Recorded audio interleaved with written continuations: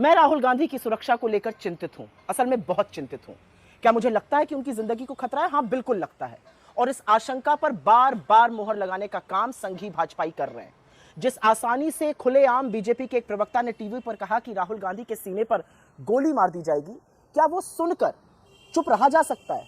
सवाल इस बात का है कि ये पहला भाजपाई नहीं है जो इस तरह की बात कह रहा है। इससे पहले इन्हीं सिरफिरों में से एक ने उनकी जुबान काटने की, किसी ने उनका सिर काटने की परिणाम घोषित किया था, किसी ने इंदिरा जी की कायराना हत्या का भी हवाला दिया था। तो ये बार बार भाजपाई इस तरह की बात करते हैं और इनमें से एक के खिलाफ भी बीजेपी कोई एक्शन नहीं लेती है। उल्टे ऐसे नफरती दरिंदों की पदोन्नति होती है पार्टी के अंदर।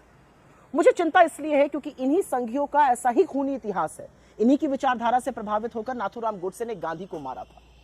मुझे चिंता इसलिए है क्योंकि ये कायर हिंसक है, ये सच के सामने टिक नहीं पाते हैं और टिक सकते भी नहीं है। मुझे चिंता इसलिए है क्योंकि जिन सुरक्षा एजेंसियों पर उनकी सुरक्षा की जिम्मेदारी है, वो उनकी सुरक्षा से संबंधित चिट्ठियां जो लिखी जा रही हैं वो बेधड़क लीक कर रहे हैं। मुझे चिंता इसलिए है क्योंकि बीजेपी आईटी सेल के ट्रोल राहुल गांधी के विदेशी दौरों की फोटो और वीडियो को सोशल मीडिया पर शेयर करके उनकी सुरक्षा के लिए बड़ा खतरा बार बार पैदा करते हैं। लेकिन मुझे सबसे ज्यादा चिंता इसलिए है क्योंकि राहुल गांधी ने इन लोगों की सबसे दुखती नब्ज पकड़ ली है और वो दुखती रग है वोट चोरी।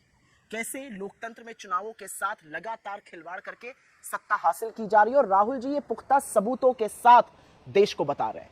दिक्कत तलब बात यह है कि उनके सबूत, उनका बताया सच आज घर घर पहुंच गया है और वोट चोर गद्दी छोड़ का नारा देश भर में गूंज रहा है।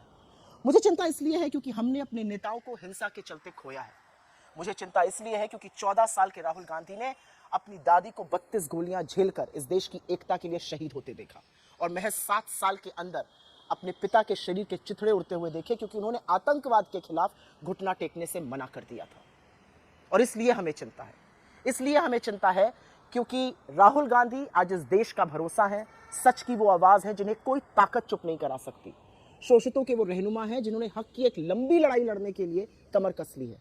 गरीबों को वो गले लगाते हैं, ढांढस बंधाते हैं और इसीलिए राहुल गांधी हर किसी को अपने से लगते हैं। वो आज लोकप्रिय नहीं है, वो आज जननायक है, निडर है, अडिग है, बेखौफ है और इसी से बीजेपी को दिक्कत है।